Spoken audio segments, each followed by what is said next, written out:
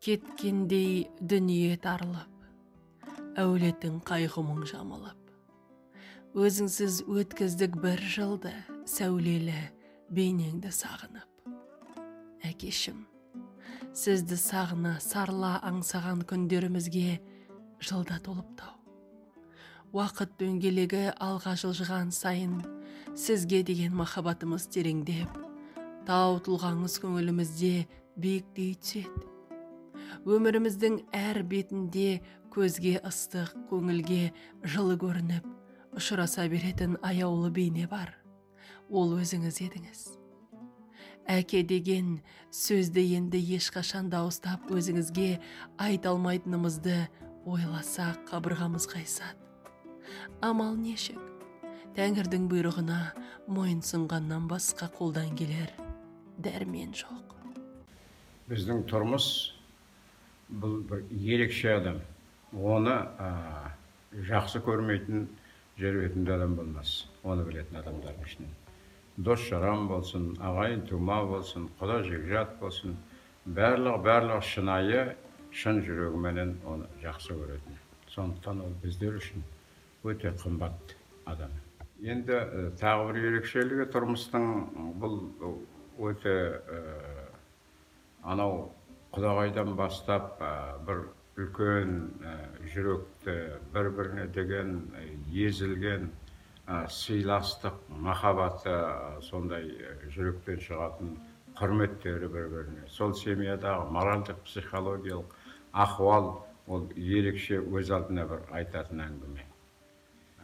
Енді тұрмыс өзі ақыл парасаты, ой өрісі, өзінің жүрегі үлкен, сондай адамдарға шуағын шашып тұратын ерекшелігі де бар.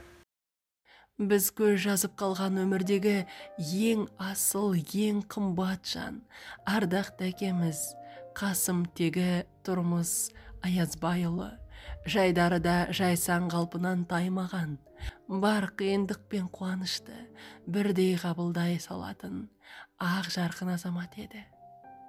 Қыстың қаһарлы күнінде жанымыздың бір бөлшегіндей болған жайдар жаннан айырылып қалдық.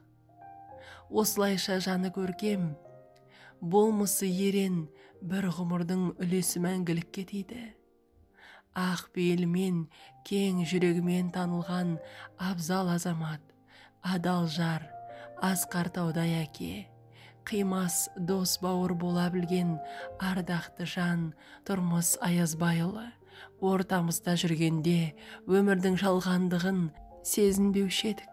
Оның өмірнамасына зер салсақ, қоңырқай болса да қанағатты ғұмыр кешкендігін, ең бастысы отбасы үшін барын сала еңбектеніп, күрделі өмірдің өзін көркем көрініске айналдыра білгенін аңғарамыз. Сонымен, ардақты әкеміз 1963 жылы 3 наурыз күні Атырау облысы Махамбет ауданы Таңдай селосында дүниеге келді. 1970 жылы Таңдай орта мектебінің табалдырығын аттады. Оны 1980 жылы аяқтап, Сарайшық кәсіптік техникалық училищесіне қабылданды.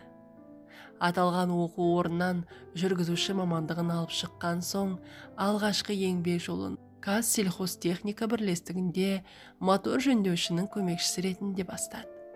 1981 жылы әскерге шақырылып, Эстония елінде отандық борышын өткерді. Азаматтық міндетін қалтқысыз атқарған сарбаз елге әртүрлі марапатпен абыройлы оралды.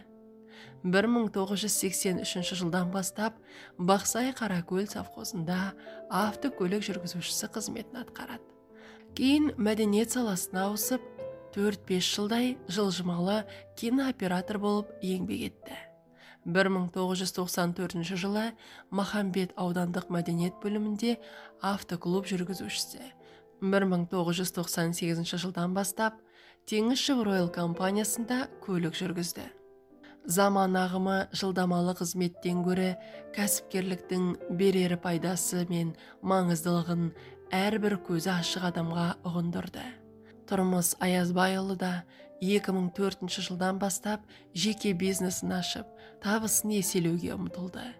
Ғұмырының соңына дейін кәсібін дөңгелетіп, нәсібін көріп келді.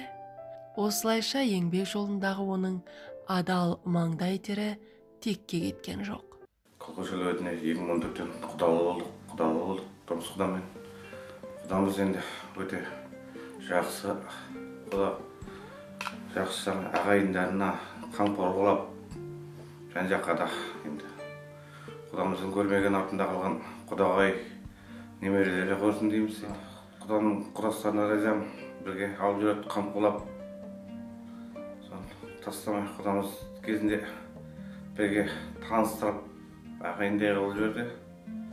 Енді құданың ағайындарына да рахмет. Бәрін тек осындай қамқорлап, неше алып жүр құда деп. Енді құдамыздың жатқан жері тоқа бас деп, артында өсіп қалған немерелерінің қызықтарын көрсін деймін дейді. Тұрмыстың ағайындардың ортасындағы орны өте бір бөлек. Себебі ол бана сол ағайындардың ортасында тұрмыс бір ядро сияқты. Жан-жақты ағайындардың барлығы сол тұрмыстың ортасында жинақталып отқан сияқты болып көрінеді. Кімде қандай жаңалықтар болып отыр, кімде не істеп болып отыр, кімде қандай қуаныштар болып отыр. Әрдайымда тұрмыс бір ағайын мен екі ағайындардың ортасын қосып отырады. Соңғы бір жұмыстардың біреуі мен есімде сол бір соңғы сағаттардың бірі деп айтуға да болады. Себебі бір күні кеше келсем, тұрмыс өзінің қалтасынан бір осындай бір блокнотты алып, ішінде кімнің қандай ағайындар, кімнен кім тарайды, сол бара қызына шейін, ұлына шейін жазып жүргендері есімде. Қолынан келгенше жақындарына, айналасындағыларға қол ұшын созды. Өз жанұясының да тұрмысын жақсартты. Міне, бұдан асқан қандай игілік бар. Отбасы демекші, әкеміз 1991 жылы анамыз Ырысты әжен қызымен бас қосып, отау құрды. Өмірге Ізмұрат есімді ұлы дүниеге келді. Баласының жарқын болашағы үшін жарғақ құлақ жастыққа тимей еңбек еткен әке Аллаға шүкір оның еркелігін, балғын шағын, есейгенін көрді. Ер жеткен соң жақсы білім алуына, қалаулы мамандық иесі болуына зор ықпал етті. Кейін ұлын үйлендіріп, үлкен қуанышқа кенелді. Бұл бақытты да көруді бұйыртқан жаратқанға мың алғыс деп шүкіршілік етіп отыратын. Ата-ененің қас-қабағына қарап, бар ізетін көрсете білген келіні Арайды туған қызына балап, бір балам екеу болды дейтін. Иә, Тұрмыс Аязбайұлының балаларына деген әкелік махаббаты, парызы өлшеусіз бұл күнде. Ибрахим мен Мүсілім атты немерелерінің асыр салғанын қызықтап, бар еркелігін көтеріп, солардың тәтті қылықтарына тоймайтын. Құдаларымен құдайындай сыйласып, сый құрметке өзі де ие болып, талғай төрде отырды. Ол өзінің еңбекқорлығымен, іскерлігімен, жанындағы іні бауырға өнеге, үлкенге құрметі, кішіге ізеті, дайын тұратын көркем мінезімен ағайынға сыйлы болды. Міне, осылайша ғұмырының зейнетіне енді қадам басқанда, әкеміздің кенеттен бақилық болғаны әлі күнге жанымызды жабырқатады. Өткеннің бағасын, ғажайып күндеріңнің қадірін, жақыныңды жоғалтқанда түсінеді екенсің. Өміріңді нұрға, жырға, сыйға толтыратын аяулы әкенің аман, бауырыңның бүтін болғанына не жетсін? Бірақ тағдырдың ісіне амал қайсы? Енді бүгін тұрмыс құрдасымыздың да арамыздан кеткеніне бір жыл уақыт болыпты. Енді жанымыздан озған пенде жоқ дейді. Алла тағала туғанда маңдайына жазып береді екен. Өлшеулі ғұмырда бар еңбегін аямай, семьясын жеткізді, жетілді мамасымен бірге. Сол құрдасымыз айтқаны бар. Бір ауылда жүргенде, жаңа автоклуб айдап жүргенде, мен тоқтатып алып бензин сұрап едім дейді, автоклуб өзі УАЗ айдап жүргенде. Сонда айтты дейді, ай, менің өзім бензинімде бітіп қалды. Саған қалай болар екен деп қиналып, тұрып берді дейді. Өзі андай жерге барғанда өзі тұрып қалды дейді бензинім бітіп. Сондай адал, ақ пейіл адам болды сондай. Ана мен бала ортасындағы қарым қатынас бір бөлек еді ол. Күміс анамыздың бойындағы бүкіл аналық мейірімдік сезімнің барлығы осы тұрмыстың бойына сіңе білді. Анасынан алынған сол қасиеттерді тұрмыс өзінің ұрпақтарына қалдыра білді, сіңдіре білді. Ұрпағының ойлаған болашағын, өзіңізбен өтті талай тамаша күн. Қайран әкем дарада дана болған, бағыда нар едің алашаның. Амал бар ма тағдыр басқа салғаны, жиі еске алушы ең бір Алланы. Жаратқанның біз үшін де зор медет, сүйген құлын жұмағына алғаны. Жасамадың зиянды іс жаның кірлеп, жақсылықтың жанынан табылдың көп.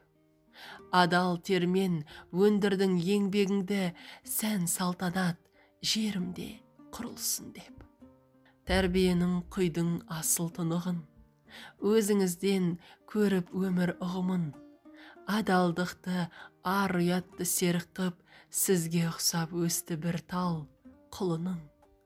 Әр ойымыз қашанда өзің жайлы, жоқтығыңа көңіліміз сен алмайды.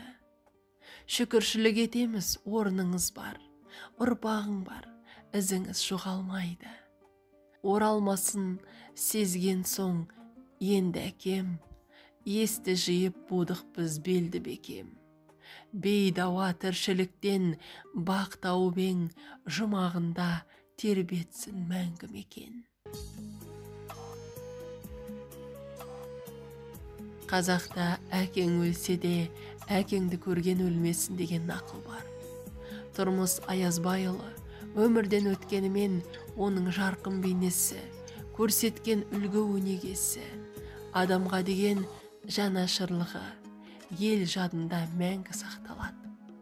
Әкеміздің бұл дүниеде жүріп өткен жолы адал да тынық екені даусыз. Ең бастысы, артыңызда қалған ұрпағыңызға Алла осындай таза, кіршіксіз ғұмыр берсін.